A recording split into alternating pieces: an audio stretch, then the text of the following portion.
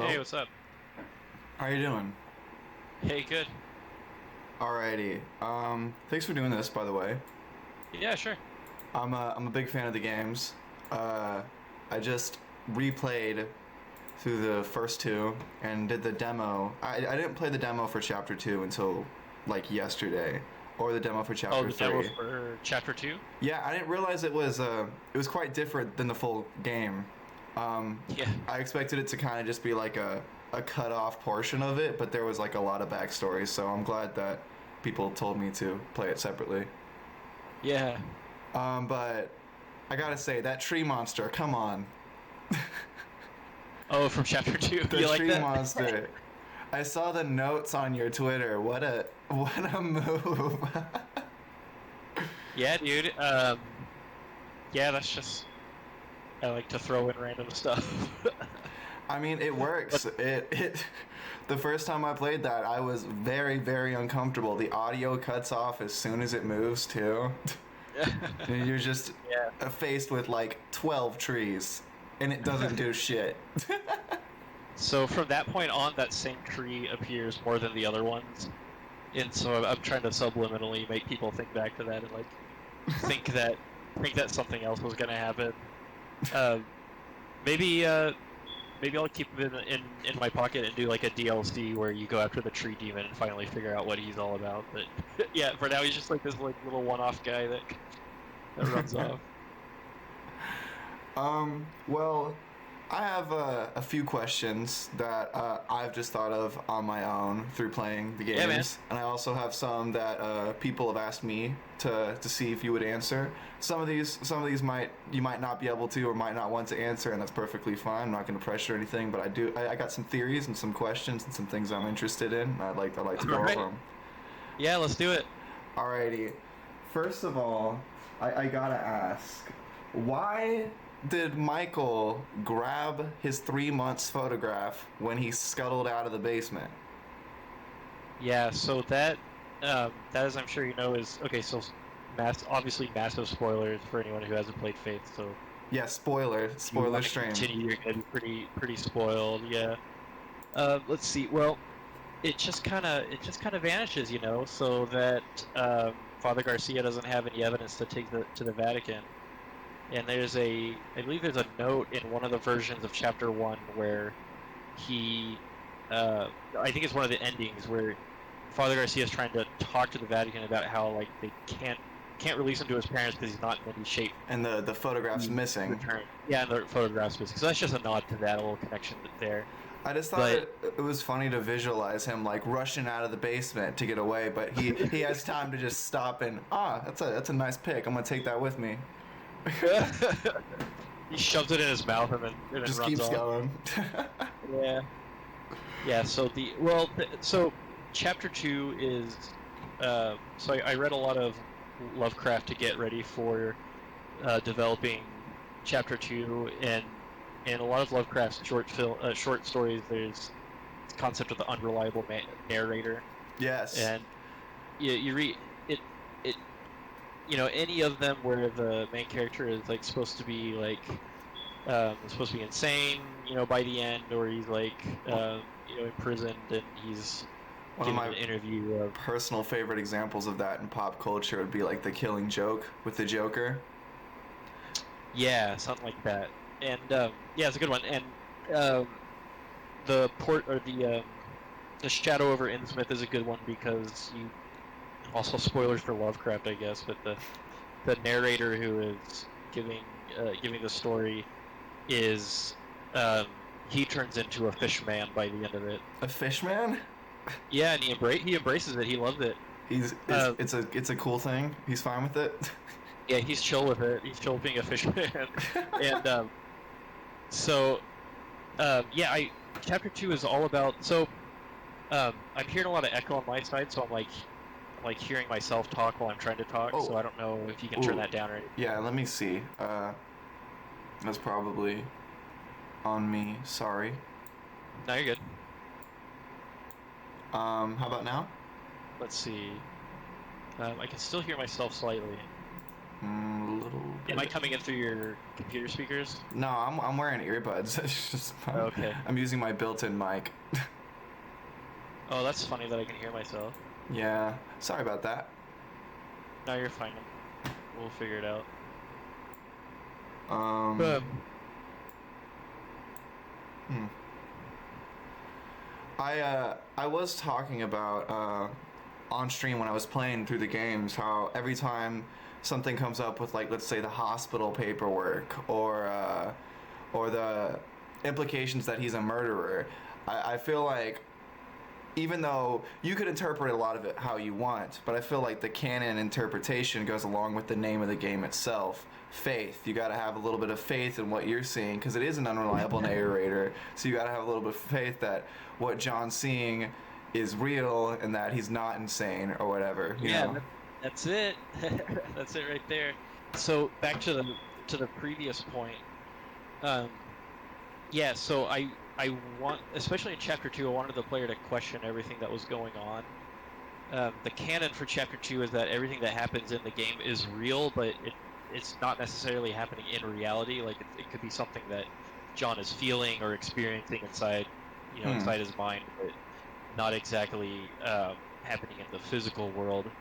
And so I wanted to leave everything, including the flashback to Father Garcia, to be a little more ambiguous. So yeah, like, weird shit happens in like the prologue for the game, and it's all about kind of the questioning the reliability of the game that you're playing. Yeah. And, games in general, I suppose. But yeah, I wanted people to kind of piece together what was really going on with John and also make their own judgments on it. I use this example all the time.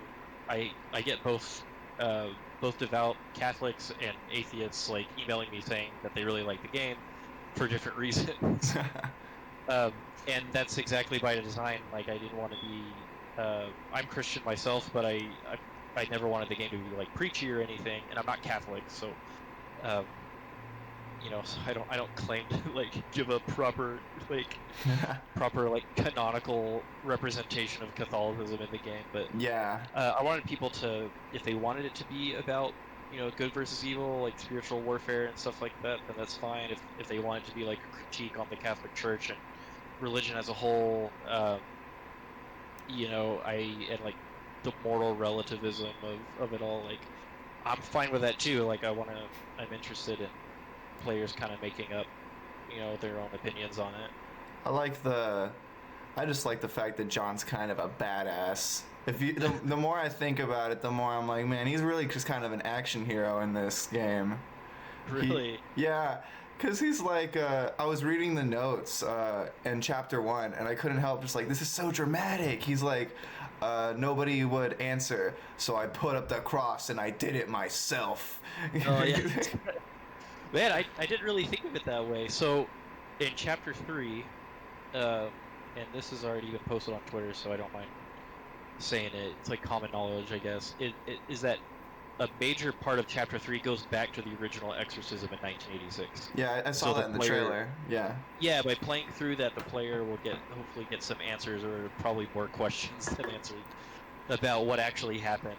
And so I think that'll provide some information on like the motivation behind why John went back, and without any help and stuff, being just a newbie priest. And so hopefully that will kind of fill in some gaps there.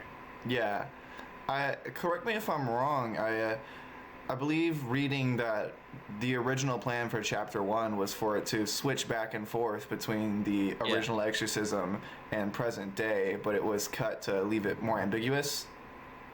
Yeah, I wanted it to be more ambiguous, at least for that chapter, and it kind of messed with the pacing to go back and do the flashbacks. But yeah, the main reason for that was I wanted there to be a lot of questions at the end of the game. I mean, it worked. People definitely wanted to know who Gary was and what this crawling guy's deal was. It had a lot of questions.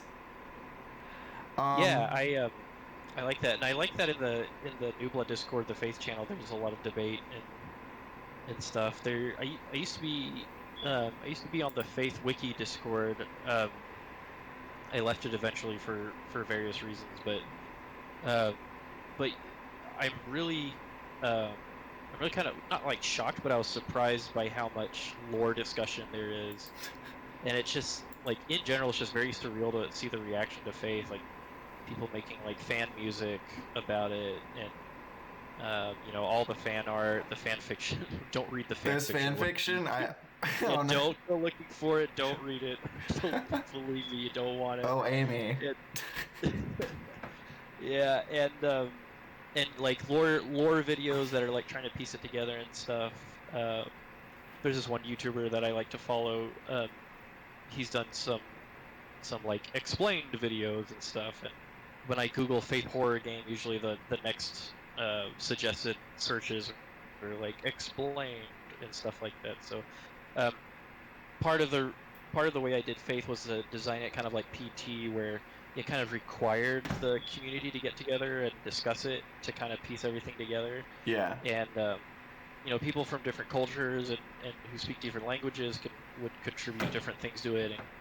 And I miss the days when I'd go on GameFAQs and read up on forums on some game, before the internet was so ubiquitous, and just read the discussions on what all this means. And I kind of wanted to bring that vibe back.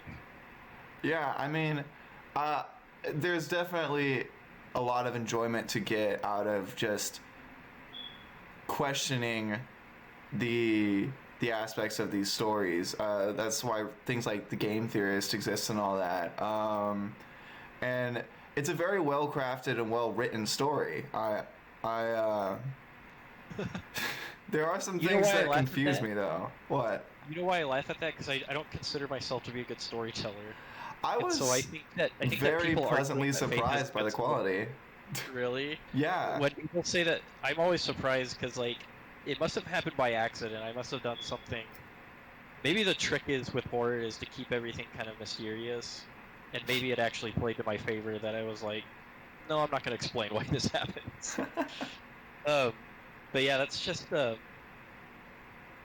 just boggles my mind. I always I don't really think of I think that narrative is an important and probably a vital part of game design, but I've always been kind of self-conscious about writing stories, and I'm more of a moments kind of person, like a designer. So I I think about, so affect would be, with an A, would be a term for a feeling or an emotion.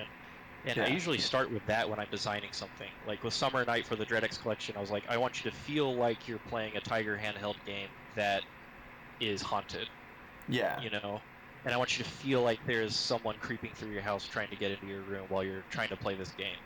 And with Faith, there were a couple things I wanted them to feel. Obviously, fear. I wanted dread more than jump scares, although there's probably some There's some certified jump scares. Yeah. And I wanted people to feel like they were lost in the woods. I wanted them to feel like they were playing a game from the retro era that was kind of reaching out to them, without blatantly breaking the fourth wall or whatever. And so I usually start with the feeling that I want. Like Earl's Day Off, I wanted people to have the feeling of playing an arcade bass fishing game and something was out to get them. It's an interesting concept. I start with that. I actually didn't have a story for Faith at all when I started making it back in like 2015, 2016, when I first started kind of dabbling with it. And I had this like Word document where I had everything kind of explained, and I eventually just stopped using it because I was really enjoying this this kind of story structure where like things just happened, and maybe there's an explanation for it, maybe it wasn't, but there was ample evidence in the game that could kind of point you in one direction. And so yeah, there is like a definitive story to Faith, and there is a definitive like reasons for why certain things happen and why certain people are the way they are. But I don't really dwell on it. I mostly just want to scare people and keep it on this theme of the satanic scare, and play off of John as a character being very unreliable game protagonist. Pretty ambiguous. Obviously has a dark past, and he's obviously struggling with his own like inner demons. Yeah. So that, for me, that's enough. Like, I can I can handle like the horror aspect, with the art style and the sound design and and stuff like that. I I uh, I mean I appreciate the even if the main focus is the ambience or the mood or the theme, I still appreciate the writing quite a bit because like if you went back on some of my streams, you'd see like me pick up a note and just like I'm halfway through reading this note, I'm like, damn, this is well written. I'm just like it. I don't know what exactly it is, but the way you piece the story together is very interesting. Well, great. I'm glad people enjoy it. I'm glad that the story wasn't like a total miss. Every now and then I get people who so what's weird is I get people who players who get really pissed off that chapter 2 is just a dream. And like they'll go in the YouTube comments and be like, "What do you mean it's just a dream? Oh, it's such a cliche. You mean nothing even mattered in the game?" It's like, well, what do you think? What do you mean you don't think it mattered? Like, He's been the game haunted by exists vivid on its own. nightmares. Like, yeah, the gameplay was there. What you went through was real in the game, and I try to explain to them like, look, like just because it was a dream doesn't mean it wasn't real, And hopefully, chapter 3 kind of helps fill in a lot of that, but uh, maybe not totally comprehensively. Yeah. But every once in a while, I get people who are like, "Oh, it's such a cop out. The fact that this is just a manifestation of his mental state or whatever." I'm like, hold on, it's not necessarily just that. You can interpret it a different way, but Donnie Darko it, people. oh yeah, Tony Darko, that's right. That's a good reference. I have a question about a very specific note centered around a very specific item. Okay. The doll in the upstairs bedroom in Faith Chapter 1.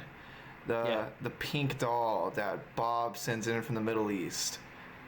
Okay. What's the deal with that thing? Because I don't think it gets much attention past that note, and it moves though. That's what freaks me out about that doll. I remember. Are you sure you're not going crazy? I went downstairs one time into the basement and I just turned and that doll's there. I go back and it's not there, and I don't know, man. That lost my mind. What's the deal with that? You'd be crazy to think something like that. So, yeah, I do believe in red herrings quite a bit. Like the tree demon, like it never gets resolved, never gets explained, and maybe I'll make a DLC that involves the tree demon, but maybe I'll just leave him at that. So the doll is something like that. So everything is in chapter 1, you're kind of reading the experience of Mrs. Martin while she's like, encountering strange people wandering around in the woods, and like the kids. Such a creepy concept. Yeah, the boys playing with a dead deer and having blood all over them, and thinking, oh, it's just coyotes, and then later like figuring out that there's something wrong with Amy, and then even the house seems different, and so I just wanted to add as much in there that kind of reinforced the theme of like just doubt and uncertainty. Are we all going crazy, or is there actually something real going on? So the doll is a part of that overall construct. I know that Little Gray Man definitely freaked me out a few times playing Chapter 1. I'm not talking about Michael Davies. I'm talking about as the wiki puts it, gray figure, I believe, that hovers around. Sometimes you catch him down by your car with a nose. Sometimes you catch him over by that shack and you shoot him for God knows why. Yeah, one of the endings, yeah. Yeah, I don't know why we kill that guy, but we can. You can if you want. Sometimes you see him hovering around the windows. Now, I don't know if you want to confirm anything about this, but a lot of people, myself included, are pretty sure we know who that is. Okay. And the main theory is that that's Father Garcia. That's Father Garcia? Due to, one, the nose that it drops is found later in the closet in Chapter 2. There's also the running animation that the guy does when you chase him, if you don't shoot him but you get too close, is the same running animation that Father Garcia does when he chases after Michael in the beginning of chapter 2. And his prone stance that he's doing by the shack is the same prone stance that the sprite does before you start moving around in chapter 2, like when the game starts. Okay. Well, I think you're onto something, and I think that'll make more sense after you play chapter 3, but yeah, I'd say you're on the right track there. Alrighty. Someone in chat, I'm indeed a fish, said chapter 2 works as a dream because it's establishing important context for a bigger story IMO. Tropes have their uses, and it was used really well, I reckon. Okay, well, hey, there's someone who didn't hate it. Didn't hate the fact that it was all a dream. Yeah, so one of the major themes that I wanted to explore in chapter 2 was this concept of guilt. So obviously something happened in the 1986 exorcism that was a huge mistake, but John did it, and he's kind of punishing himself emotionally and psychologically for it. And it's one way that the demons and Gary can kind of taunt him and kind of kind of manipulate him. And it's one way that he's like extremely vulnerable. And so chapter 2, especially if you take into account the canonical ending in chapter 1 and what you have to do to get it, he feels a lot of guilt for everything that happened. Like, he is supposed to be a man of God. He's supposed to have protection from this kind of thing, and he's supposed to be better than that, and but instead he feels this crushing sense of guilt. And so I wanted to explore that. I wanted to explore especially with that one note after the church that kind of kicks off the more trippier part. The I am here note? Yeah, that one, yeah. So the note out in the woods right before you go to the candy tunnel. So, like, that really kind of drives home this concept that, like, he did something, and he's having this nightmare where he did something, really bad. Yeah, and, something that hasn't been explained fully yet. Yeah, and the game world kind of accuses him, points the finger at him and attacks him, through that guilt. And so that's one big part of chapter 2. And chapter 2 is basically how John is psychologically dealing with the trauma of the first exorcism and the second exorcism in chapter 1, and how he feels about it.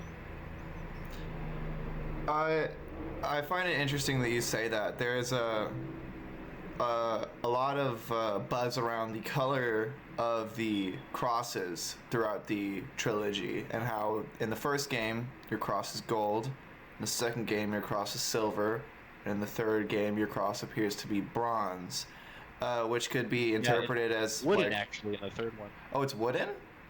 Yeah. Well, some people were saying it was bronze, and they were interpreting it as like first, second, third, but also the deterioration of his faith, because he says directly in the second game that he feels like he is losing his faith. Yeah, his faith is weak. So that's definitely the symbolism there. So the internet was right about something. Point for the internet. Right. Yeah, that's right.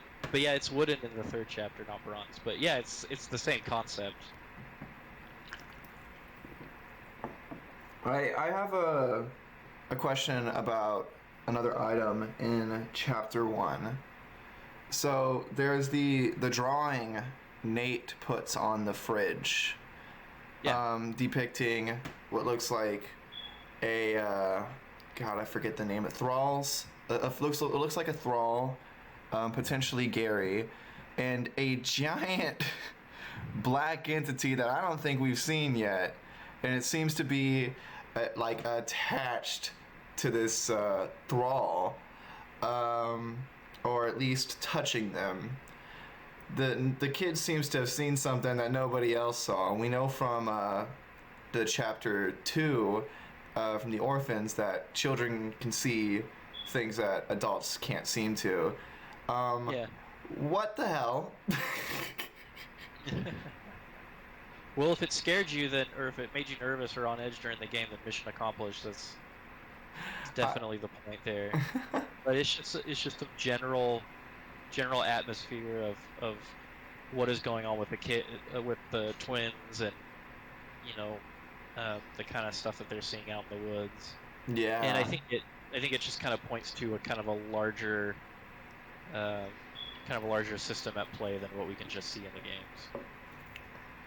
Yeah, I find it interesting that we never really know where the twins are or what their deal is throughout the game so far. But they seem to be a pretty integral part of the story.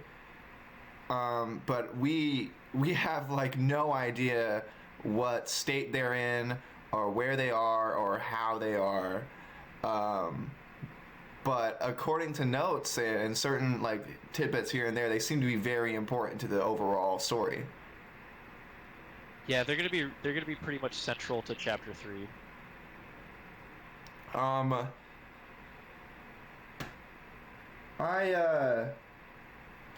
need to ask: is the clown guy that is on the note found by the well the same gray guy with the nose?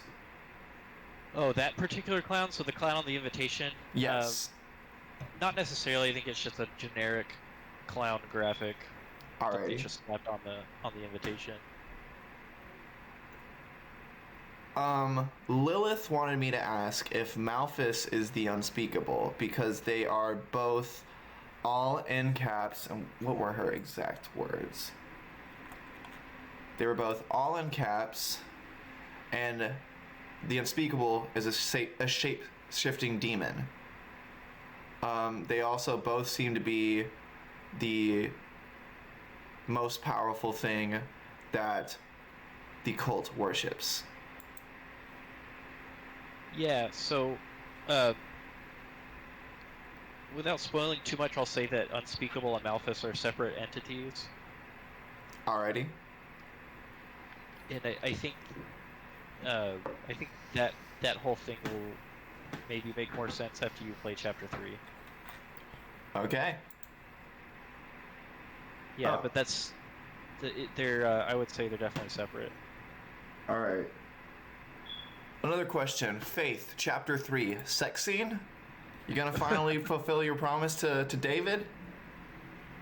To Dave. Yeah, sure. There will be lots of hentai in chapter 3. Believe me, it'll be all over the place. Watch for the Faith visual novel coming soon. Hard to avoid. It's everywhere. No, definitely not in chapter 3. But you should definitely wait for the Faith visual novel. But yeah, nothing like that, unfortunately.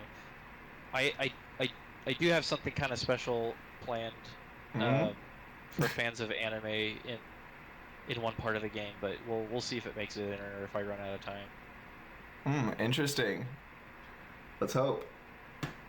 I gotta ask, why does everyone, why should we stand Gary? Why do they all stand Gary?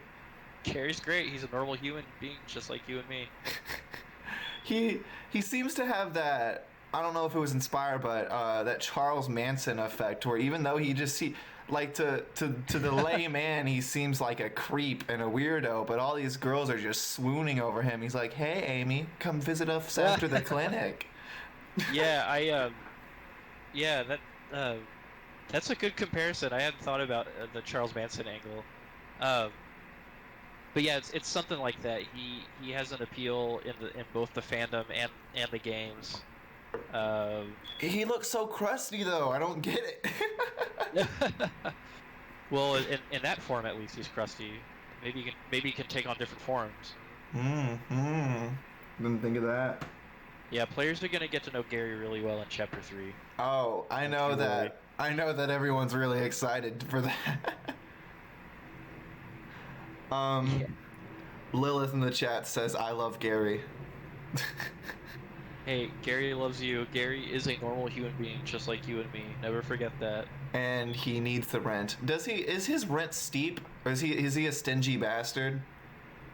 No, I think he cut some slack to his tenants. He's like, But you got to deal with the demons. You know, I might as well cut the rent a bit. yeah, the apartment complex. What an effed up place. Yeah, I don't know. I just added that at the end of one of the notes, and it was a huge hit. Apparently. Yeah, it's canon now. Hey, Gary is a tough but fair landlord. uh, I just love the concept of it's like, yeah, you gotta pay utilities and rent, but also, you know, there's demons, then they can come in whenever you want. You just gotta hide in that corner and turn the lights off. That's right. Wait. Lilith in chat says, okay, but what if John lied in his notes about performing exorcism himself when nobody came? What if he didn't help that much? He ran away, and now he's guilty and blames himself for everyone's deaths. Well, you're onto something there. That's not quite it, but I think the reason behind a lot of the stuff in the first exorcism will kind of become apparent after you play through chapter 3. All right. There's a small discussion happening in the New Blood Faith channel where people are wondering what the extent of John's relationship with Karen is. Oh, with Karen, that's right. I almost didn't recognize the name, so I'm actually gonna change your name. I'm really tired of like the Karen meme. I think it's kind of overused, and I made up John's wife's name before like the whole like Karen meme became a thing. So I am gonna change the name, but yeah. So John's wife. So he did get married shortly after the 1986 exorcism. Oh, so it was afterwards. Which has certain. He had damage on his forehead and everything. Oh, the what? He had damage on his forehead and he still got married. That's right. Lord help anyone who dared disrespect his queen, Karen. And but yeah, so he the official story is that he got married sometime after the first exorcism, and but yeah, she's not in the picture in both chapters 1 and 2, although there's some references to her. Yeah. So that's what it is. She's his wife. Will we get to see her in chapter 3? I'm not gonna spoil that. All right. Fair enough. Scatato on Discord asked, do you realize you have a huge contingent of queer fans, and what are your thoughts on so? That's great. I welcome anyone who wants to get scared. Like, someone actually messaged me something similar, maybe like a year and a half ago, and like, I can't, like I can't relate to a lot of communities that are part of the fandom for my game. So all I can do is like embrace them and welcome them in, and make sure they feel safe on my socials, and like. That's great. I want everyone to be a fan of my game. Yeah. And, and give me money and purchase the game off of Steam. Endorse capitalism. When it comes out. And produce. Well, it's not necessarily capitalism, but I do believe that, one should get proper recompense for their labors, if they want it. Yeah. And, but then again, I do work for the company that hates money. That's like that's New Blood's motto. So we hate money. We'll see what happens. But people don't realize how much support your devs need. Monetarily. Like it is a lot of effort and time to make these games. Faith may look simple, but yeah, I was thinking about that. I was thinking about how fine-tuning and handcrafted content that's in Faith, and yeah, so I do hope to make a little bit of money off of it, in exchange for all the time that I put into it. But if it doesn't, then I'll have the accomplishment that I put something out there, and I would charge like a flat 20 for the trilogy. I swear, it's worth the flat 20. Well, I think you'll be pleasantly surprised by the price then. But yeah, back to the original question. Like, it feels great. It feels great that people feel safe, like being part of the fandom and community. And I hope that I can always, create a space where they can enjoy the game and enjoy playing it. And this is something I say every now and then, is that my Twitter DMs are as open for as long as I can keep them open. Like, if I get nothing but spam, constantly, then maybe I'll close down my DMs. But I like to announce every now and then that my DMs are open because, if someone's out there who is feeling, lonely or discouraged or just like depressed or down, um, if I can reach out to at least one of them and help them have a better day, help talk them off a ledge, or just make them feel like there's someone who out there who cares, then mission accomplished. So I try to be as inclusive as possible.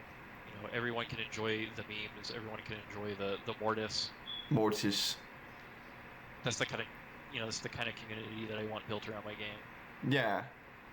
That's quite admirable.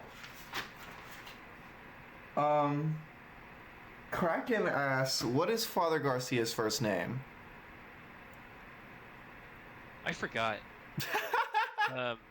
We're working on a spin-off game for Faith, and it's not what I expected you to say. Dude, this brings up a bigger problem. So I started working on Faith in like 2015. So we're almost coming up on 7 years that I've been working on this series, and it's embarrassing. Like, I forget lore and I forget the story all the time. In fact, sometimes players actually correct me on the lore and like the names of people. It's like, one thing I was talking about Lisa from the Chapter 3 demo, but I was talking to her talking about her in the context of Tiffany, and someone was like, "You mean Lisa?" I was like, "Wait, who?" Oh yeah, that's right, Lisa, not Tiffany. I'm not Tiffany. That's right. You do meet Tiffany in the full Chapter 3 though, so watch out for her. But yeah, we're working on a spin-off game at New Blood for Faith, and one of the artists I was working with was like, "So what's Father Garcia's first name?" I was like, I don't know. I've never really thought about that. Is that a problem? She was like, "Yeah, people might really want to know his first name." And someone was writing fan fiction for Faith a while back, and they're like, "Hey, what's Garcia's first name?" I was like, I don't know, just make something up." They're like, "Oh, cool, I get to make up Father Garcia's first name." I was like, "No, I didn't say that." Like, I'm saying I don't care what his first name is at this point. So the correct answer to that question is I don't know, or I forgot. I think it's on some document somewhere. But yeah, I don't know his first name. The chat's coming up with their own Garcia, Mr. Cia. There's a James Bond reference, Mr. Garcia. That's his full name, Father Garcia. All right, that's not the answer I expected. That's great though. Midnight Sonata asks, was Gary the tall guy talking to the twins? No, I don't. If I recall correctly, that wasn't. You mean in the note from the birthday party? Yes. No, that wasn't Gary. Alrighty, that's answered. Gary is fixated on one member of the Martin family and only one. That's interesting. Then, what was it in the note for the ending on Chapter 2 where Father Garcia was saying that they had to save the boys? Was he just not interested in them back then, or is it a different group that's interested in the boys? Well, after what happened to Amy, now the boys have kind of a different value, I see. Their profit margin went up. Their stocks rose. Yeah. Yeah. So so the focus does kind of shift.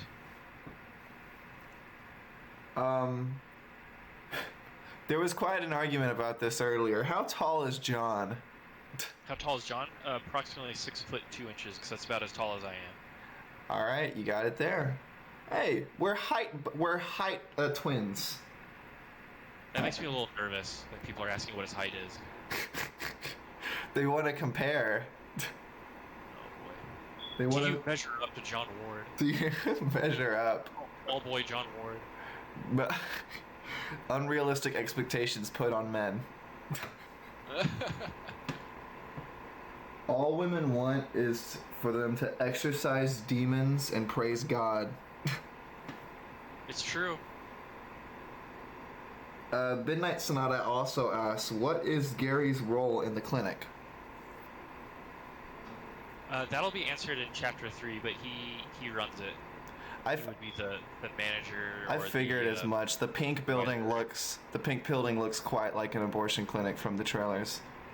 Well, it's not necessarily an abortion clinic. I wanted to keep that ambiguous because I didn't want people to think I was making some sort of stance on it. That makes sense. The ambiguous, there's a lot of, Satanic Scare was a lot of mistrust on certain institutions. Ricky Casso. Yeah, right, and abortion being one of them. One of the reasons why I wanted to do this spiritual kind of warfare, this kind of 1980s take on exorcism thing is, it was a couple years ago. I read this. It was from some junk pundit website. I don't know how I wound up on it, but it was apparently the memoirs of an ex-Satanist who talked about how in the 80s and early 90s they were performing ritualistic satanic sacrifices in abortion clinics, and that was the whole point of getting them out of these women. And the whole thing was so wild, and it got my imagination going, and that was part of the inspiration for the clinic. But its use is a little more general than just abortion, and so that's kind of where I left it with chapter 3. I didn't want to upset anyone, since nowadays in 2021, like, feelings on the subject are very polarized, very strong. So I kind of, in the actual chapter 3, it kind of strays away from that image, but it's still a clinic, and there are notes in the clinic that kind of talk a little bit more about what all was going on there. I like how in chapter 1 it's implied that their family is getting dirty looks because she works at the clinic, and it's religious and it's frowned on, but it could be interpreted two ways, that the religious people are frowning on them because they're anti whatever the clinic legally does, or they could see that the group around the clinic is kind of sus, kind of sketchy, and not really approve of her working there. Gary do be acting sus. Gary is kind of a sus, crusty man. Yeah. So that's kind of playing on the whole, the perceived intolerance of, like, the religious right during the 1980s. There's two villains in the 1980s Satanic Scares, depending on who you ask. It was the uptight bourgeois middle class, Christian conservative community that was really fighting against, Dungeons and Dragons, heavy metal music, drug culture, stuff like that. And what makes the 1980s, Satanic Scare complicated is that there actually were a handful of people who did commit murders and said that they did do it for Satan. Yeah. But then you get into the whole, like, is it, depending on what you believe, was it Satanism, or was it just, like, serious psychological damage, And on the other side, you have, the actual perceived evil that, like, Satan was on the rise, he was coming after your children, and he had vessels on the earth that were possessed by his spirit that, wanted to do evil on his behalf. And for some reason, maybe the hyper immediacy of things in the 1980s, and how everything was about excess and rapid change, it had this, like, weird futurist kind of vibe to it, and how it was kind of moving so fast. There's a lot of ambiguities in there, and there's a lot of stuff to play with. So yeah, that's kind of the dirty looks they were getting from her religious friends in book club were part of that. Yeah. And that's the misconception about the games, is that the Martin family is not particularly religious. Yeah, they're. I remember people were saying, like, that the parents' religiousness like pushed Amy away or something. I was like, but if I remember reading the notes correctly, the mom didn't really care. It was her peers who were looking down at them. Her mom was quite supportive, actually, if I remember correctly. Yeah. I have a song I'm gonna send you a link to that reminds me of. I don't know if you've heard of Aesop Rock, but he has a song called Acid King, which basically like retells the Ricky Castle murders from Really? back then. And it's really interesting. I think you might like it if you're interested in that topic.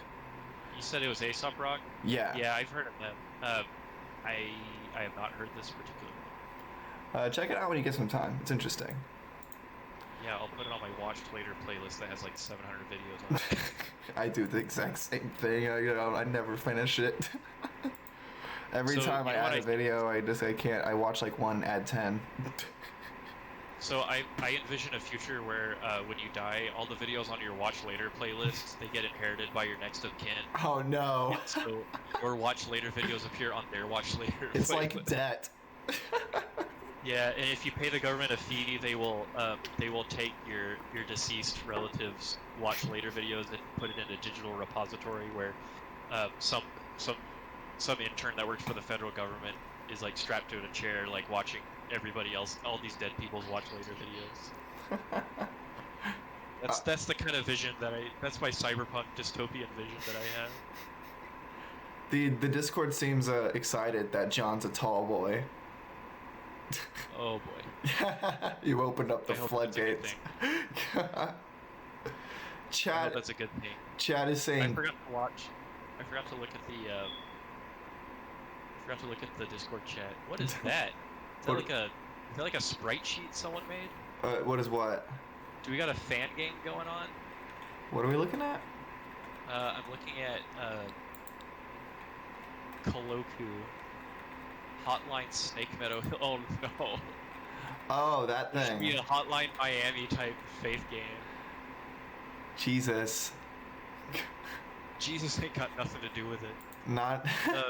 Have you seen that's the cool. the fan art I I wanna see made someone that I actually sent want you? that. The what? Did you see the fan art I made that I sent you? Yeah, I've seen some of those. The faith memes are great. No, Keep them no, rolling. it's the one I personally made. I personally made this one. I'll send it. Okay. I'll send it again. The Baby Yoda one. Yeah, it's the beefcake Yoda. That's a top meme right there. It's the beefcake Yoda. That's a spicy meme. I love it. Oh God, there's a lot going on the screen now. I accidentally opened the portal to hell. How do you feel about the whole like the fan art that is surrounding the game and how like mixing it up with other properties or games? How do you feel about mashups? Like Mashups? Buff Yoda John Ward. Oh yeah, you really want me to validate your Yoda Sean Ward? Yeah, I think it's just fine. I'm gonna print it out. I'm gonna get a magnet. I'm gonna stick it on my refrigerator and say that Lennox made this. What a dude. What a What a swell guy for making this and showing me this. 10 out of 10. Yeah, I embrace the art and the memes.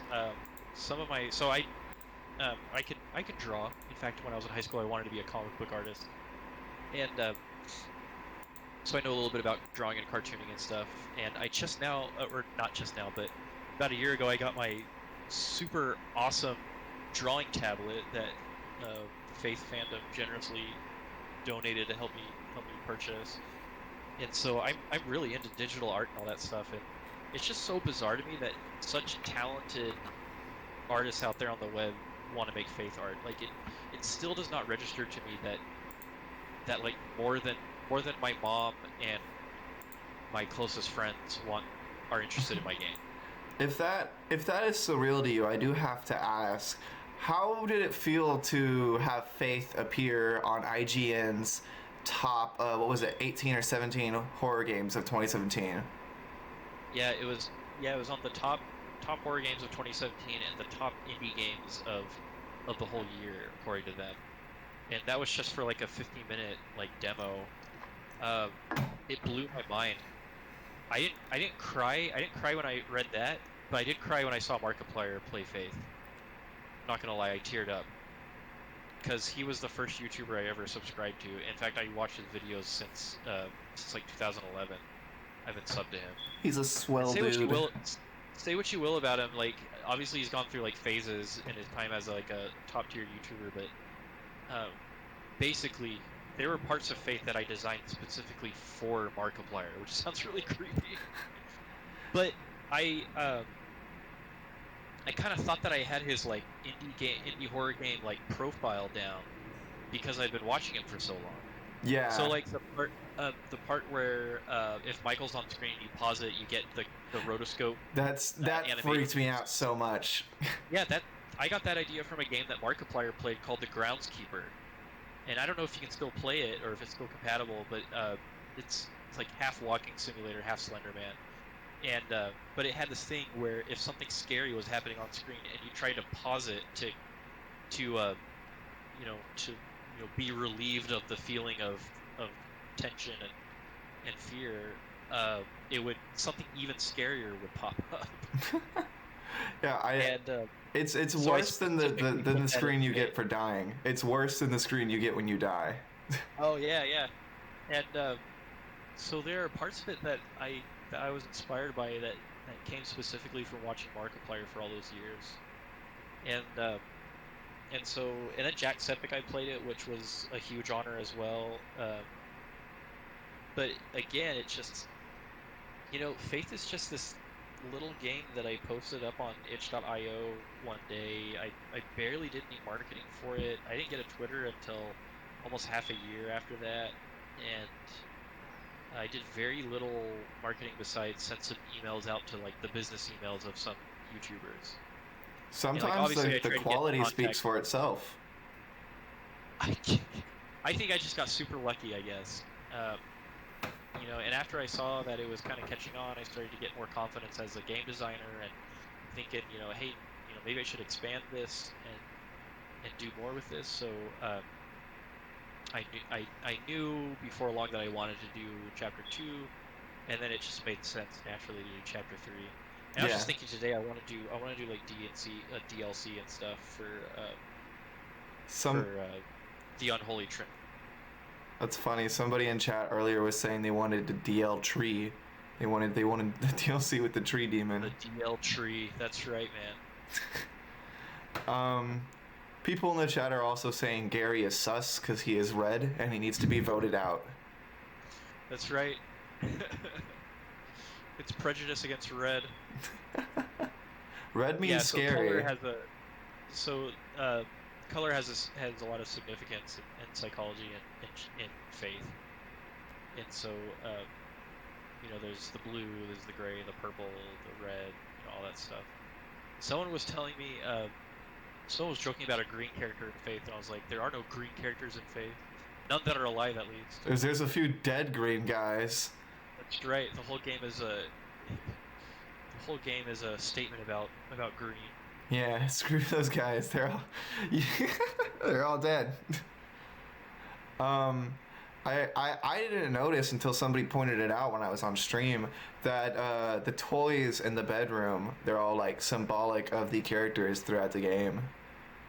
Yeah, so look at the positioning and the kind of the hierarchy of space between the toys. There's the action figures especially, and it reveals quite a bit.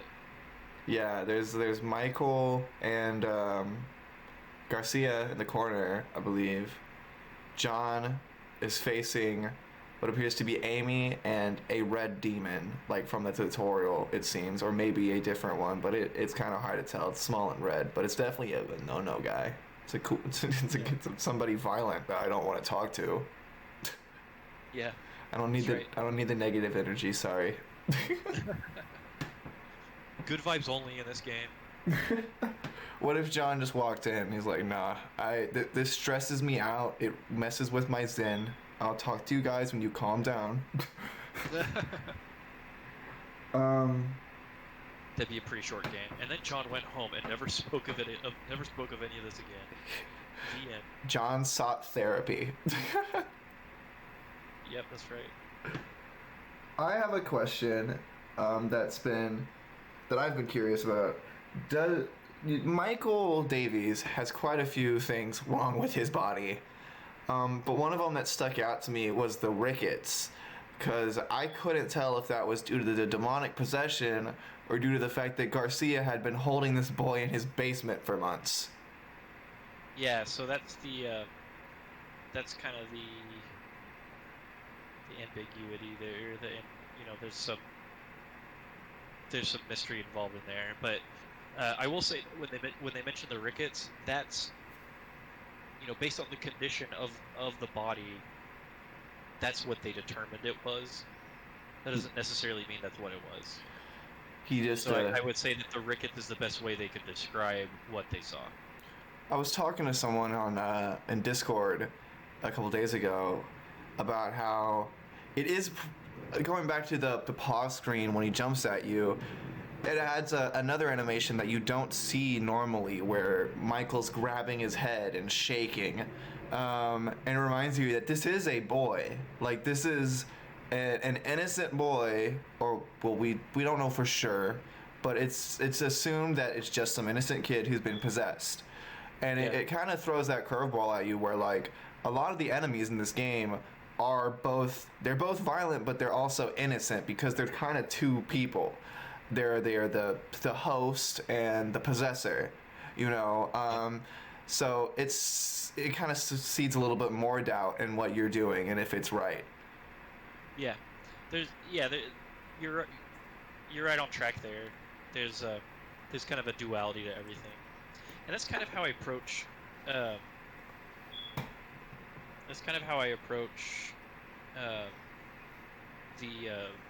A lot of the characters and a lot of what's going on in Faith as a whole.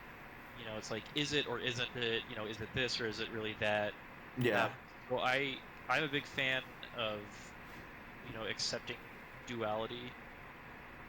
Where we have the potential to be very good and we have the potential to be very bad, and both of those things are kind of true at the same time. Yeah. Depending on the situation and depending on the moment and our choices, and yeah, so that's something that I kind of embrace in how I told the story of Faith. So yeah, that's right on the money. Ghost Manu 1 in chat asks, "What's John's zodiac sign?" John's zodiac sign, let's just say Cancer. So that'd be mine. I'm a Scorpio. I can't mess with him. Year of the Dragon. Year of the Dragon. I got time for a couple more questions. Alrighty, let's get into some. I noticed that the confession booth in the church looks quite similar to the Spindly Lady in design. Was that on the money? The confession booth itself? The top part of it, or maybe just in the demo, I didn't really look too closely. The second one has pretty much the exact same design engraved into it, and I could pull it up if I the Spindly Lady, she has like that cross on her and her legs stretch out and all that from the fan contest. I swear to God, maybe it was just coincidental or I was reading too much into it, the way that the confession booth design looked like her exact design was in the wood engraved. Yeah, I've never really thought of that. So I made the sprite for the confession booth, and then like you said, someone submitted to the Dima design contest that I did in 2018, I think, and they won based on that design. I really liked it, compensated them for it, and they and so that's true. If there's similarities, they weren't intentional. I wonder if I can pull up a picture of the confession booth without having to open the game. Cause I want to look back at it side to side. Whatever. Let me bring up the sprite. Oh wait, okay, I got it. Okay, so this picture has both the Spindly Lady and the confession booth in the picture, so you can kind of look at it. All right, what do we got? Saving it and sending it.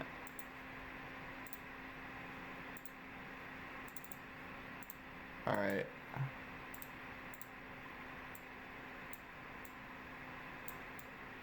Oh yeah, so yeah, it is kind of similar. Yeah.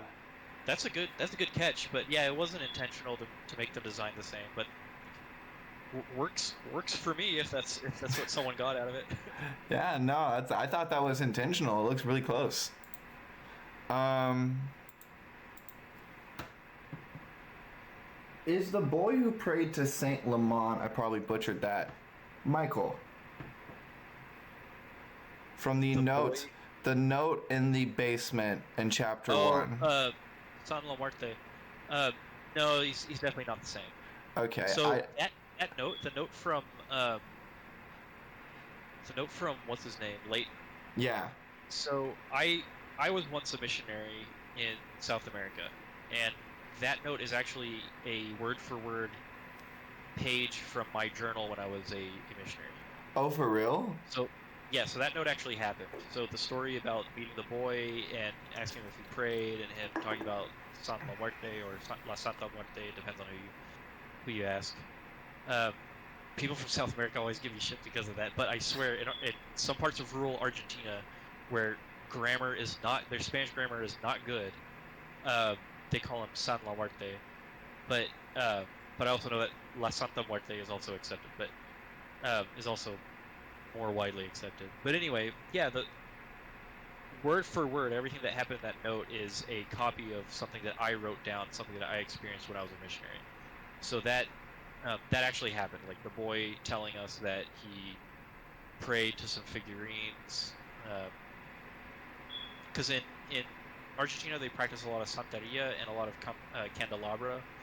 Uh, it's called candelabra like here in the west, like in the West Coast in the United States, but Santeria in like Latino communities and stuff. And it's fairly popular, and they have these like shrines, and they have these like kind of shops where you can get figurines of La Santa Muerte, which is basically the Grim Reaper. Yeah. And it's kind of this culture of fearing and venerating death, you know, and the concept that death comes for all of us, and it needs to be respected, and that it can be held at bay by making sacrifices, basically. So, you know, read into that what you will, but yeah, that note is real. Like That's crazy. I was a stand-in for Leighton, in that we actually did encounter this kid who told us the story. It's crazy how well that fit into the game. Again, it's just another one of those kind of red herrings where it's like, is this what's really going on? You know, kind of like the doll. And I love that. It's so, again, I'm going to compare it to Donnie Darko, the way it's like, no matter how you interpret it, there's going to be loose ends. yeah, that's what I want in the end. Chapter 3 will answer a lot of questions, but it'll introduce a lot of questions also. And I find out that type of storytelling very interesting. So. Yeah. Unfortunately, I got time for maybe one more question. Then I gotta run and do some stuff. Alrighty. Well, thank you for being here. Yeah, of course. It's been fun. I gotta ask. I read up that you went to Texas A&M, and as a Houston boy in Texas, I gotta ask.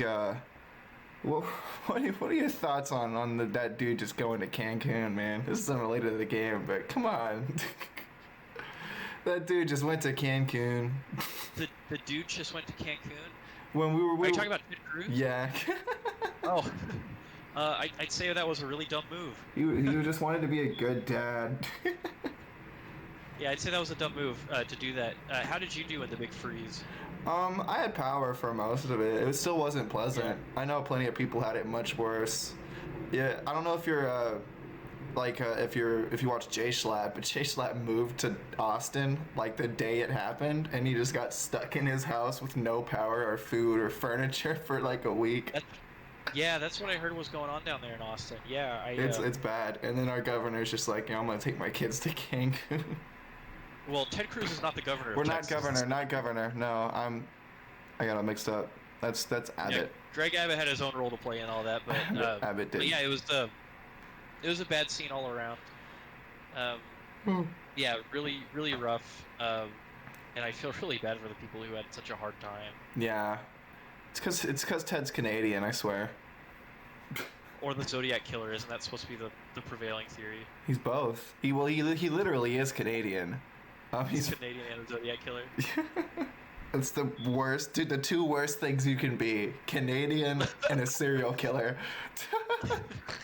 I don't know about the Canadian part, but yeah. I got one last thing I'll ask you, and then I'll let you go. Priest Cop. Priest Cop is a total thing. I will never let it not be a thing, and there's going to be multiple Priest Cop references in Chapter 3. As soon as I saw that, I'm like, all right, okay, so this is the one. That's right. If you could pick any actor to play Priest Cop, who would you pick? Kevin Sorbo, of course. Kevin Sorbo. I don't care what his image is now. We can bring him back and clean him up. We can make him apologize for stuff that he said, and he could be Priest Cop. God is dead.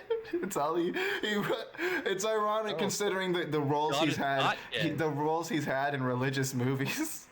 That's right. God is not dead. I'm gonna watch. I'm about to go. You know, once I get my vaccine, I'm gonna go to the theaters, watch God is Not Dead Part 5. You can't keep a good God down. You can't keep a good God down. It's gonna be the best one of the series. I promise you. God Strikes Back. God's Still Not Dead Part 6. It's a good God to die hard. Well, thank you again for coming onto the stream. It was a pleasure to talk to you. Yeah, of course. I love reaching out to the community and making connections, and I love doing stuff like this. I love these games. It's still very bizarre to me that there are people that actually enjoy my stuff, so it's cool. If you had anything else you wanted to say to the people watching, what would it be? I thank you very much for your patience. I know that a lot of y'all were expecting Chapter 3 last year around Halloween time. It was not going to happen. I became a dad May last year, and it is pretty time-consuming being a dad, which I love doing. But I also love making games, so I have to kind of eke in the time when I can. But I work on Chapter 3 like pretty much every night, and it's coming along really well. I'm going to try to make something happen this year. But thank you very much for everyone for your patience and enthusiasm about the game. It really keeps me going. Well, thank you for being here. I hope you have a good night. I hope everybody who's watching enjoyed. And I guess that's all. I don't know how to end this. Mortis. All right. Mortis. Mortis. That's the best way to end it.